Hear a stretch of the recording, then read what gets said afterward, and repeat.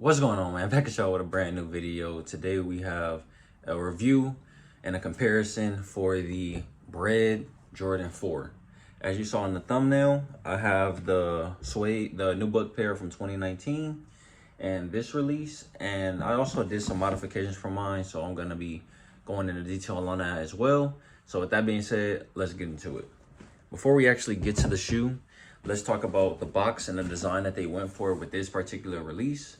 They went back to the cement gray box with the red Jumpman labeled on the front, Nike Air on both ends of the box, and the color code red on the shoe is black, fire red, cement gray. This is my usual size 12, and personally, I was hesitant about this release. Like, I still pretty much like the 2019 pair. The only real flaw with that release for me was the back tab, which a lot of people didn't like as much as I thought. Like, I thought it was mainly me, but as you can see, it's very off center, and apparently that was an issue that they fixed with the 2024 pair. So as you can see in the camera, it's kind of, I mean, you will have to see it in person to really be able to tell, but it does just look a little more centered to me, and it also looked like they shrunk it a bit just to make it a little more doable. But overall, man, this was a perfect release to me. And besides the suede feature, I'm also going to be doing a comparison to see what differences what adjustments they made to the shoe compared to the 2019 pair. And seeing overall, and just let me know down in the comments which one you prefer, the nubuck or the suede. I mean, the nubuck or the tumble leather. Honestly, off my first opinion with the shoe, like, as soon as I got it, I was like, it's a Bred 4, things like that.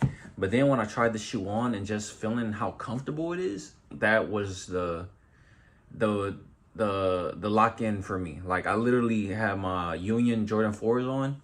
I put this shoe on my left foot and I was like, yeah, these Unions got to come off.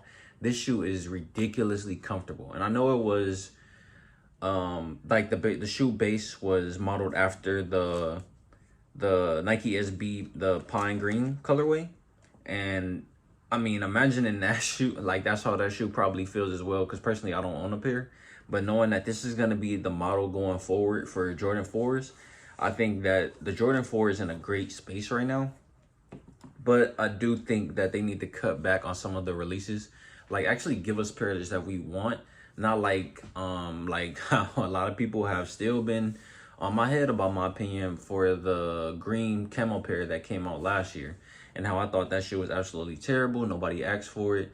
You don't really see it. I mean, when I went to Shoe Palace, I didn't see it there, but it's not really a shoe that I'm particularly looking for. But I know eventually, like, all fours, it's gonna go up in price, probably sit around that 400 price point. So, I mean, if you like that shoe and you got it, hey, good for you. But I personally, it was a I don't need this shoe. I don't want it. The fact that they were trying to get, I think the retail was like $215 for that shoe as well, it just wasn't worth it in my opinion. But let me know what you guys think. For this shoe though, I think $215 was perfect. Like, honestly, like, once you get the shoe, I'm not saying any price is okay for a shoe, because obviously you don't want to be paying in the 300 range for a sneaker, but this shoe deserves, like, this shoe is actually worth the price increase. Like, because I know a couple years ago, like, I believe when this shoe dropped for the 2019 pair, this was actually a $190 shoe. And even then it was like, oh, like, it's the Bred 4, it's the OG, it's the first time since I think 95, when that was the second release that we've got Nike Air on the back of the shoe. And as an OG fan, like, I was born in 97, so I wasn't born when those shoes came out the first time. So just being able to experience that and be able to get the shoes in hand is amazing to me. But with that being said, let's do a review of the shoe that came out recently first, then do a comparison to the 2019 pair. So when it comes to, but before I get to that, when it comes to picking between the shoes, I'm gonna have to go with the tumble leather pair, just because it does have a better overall feel to it. My 2019 is a size 11.5, and this is a size 12, and it does feel like I have a little space. Like, I probably could have got an 11.5 in this shoe as well. But the amount of comfort I get in this shoe compared to the 2019 is literally like night and day. Like, there's so much extra padding in the shoe. Overall, the leather is very soft and the shoe is just very comfortable. Like, they put a lot of detail in this shoe. Like, I feel like more releases like the Jordan 11 have gone more so from a fashion type of shoe to like a basketball shoe, whereas the Jordan 4 has remained still a fashion type of shoe. I mean, obviously, if you play basketball in Jordan 4s, I'm sure you can. Personally, I wouldn't, just because like it just wouldn't be the most comfortable shoe for my particular play style, which is like I like to do like quick moves and things like that, and it just is a really bulky shoe overall. But for this pair, it is extremely comfortable, so you definitely can't go wrong with this pair as well for a basketball shoe. Like I said, like looking at other details on the shoe, you have the basic gray mud guard, the Nike on the bottom heel, and on the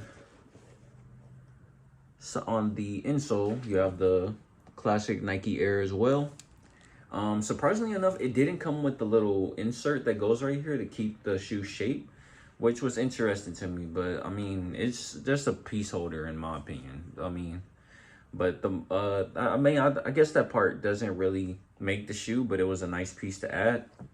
And one thing I really do like, they actually did it partially on the 2019, but they completely made it disappear on this release, is you can't see the sock liner at all from the top of the tongue, which I thought was an amazing touch. I feel like they should do that for every release, because me personally, I think the shoe, it takes away from the shoe if you can see the sock liner coming over the top of the tongue.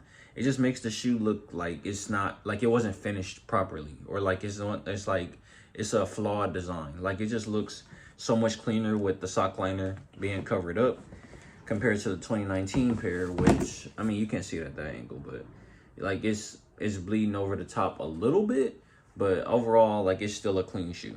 And with that being said, let me get into the differences between the two. Like I said, I did some modifications to my shoe. So as you can see on here, it's like a white outline on mine. I actually painted that on the shoe to give it more of an OG look, and it made the shoe more wearable. Well, it made me like the shoe a little more, in my opinion, because when I saw the off-centered Nike Air and it was just a plain shoe, like, I'm not gonna lie, I kind of wanted to take the shoe back. But I did see a couple customizers making the white outline on theirs, and I was like, I mean, wouldn't hurt. I mean, worst case, I won't be able to take it back, or I could probably just sell it to somebody on the street or eBay. So overall, I've kept that white outline on there, and it was a perfect touch to add to these. But I think because I did that to that pair already, I'm not gonna be doing the same to the new bred 4s. I'm gonna keep this shoe as is.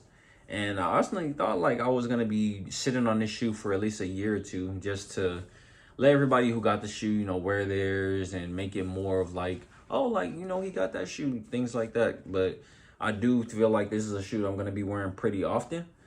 And yeah, man, overall, I'm not 100% in love with the tumbled leather on here, because it is kind of awkward seeing this on a bred 4. Like, you know, we're all used to the suede, but I mean, it is reimagined. It's looked at in a different way. So because of that and how the shoe feels, I would take that shoe over the 2019 pair, but you really can't go wrong with either one. But with that being said, the only other change that I saw was that they went from the orange Nike Air hang tag to the black one, which I thought was pretty dope. It was a small detail on there. But with that being said, there's not any other like glaring differences between the two. You really can't go wrong with either shoe overall. So let me know in the comments down below. Did you pick up the 2024 pair? Would you pick that over the 2019? Or which one is your favorite? And what are your honest opinions going forward with the Jordan 4? I'm like borderline on making this the shoe of the year for me so far. I really only have maybe like 6 pairs that I'm planning on getting, just because I'm not like I was when I was like 19, when I was buying a shoe or two every month, especially when I was working at a shoe store. So I'm very selective with my shoes, especially if it's a shoe that's like, I want to make sure I'm going to keep it long term. Like, I don't want a shoe that I'm going to end up selling or trading because I don't wear the shoe. Like, I want to wear every shoe in my collection. But like I said, that's my personal opinion. Let me know what you guys think about these shoes overall down below. Like I said, the Bred 4 is the best shoe to come out thus far. But I feel like the military blue will be a little better just because we haven't had that shoe released in 12 years. And also with that same feeling and everything, the nostalgia and everything that goes into it, I feel like that's going to take the cake with the military 4. And hopefully for the next OG release, we can get a remastered white cement 4. I think it's about, we've been about 8 years now. So we're pretty much overdue for a new pair. But I feel like that might be like a 2025, 2026 release. So only time will tell. But I'll catch y'all in the next video. Peace out.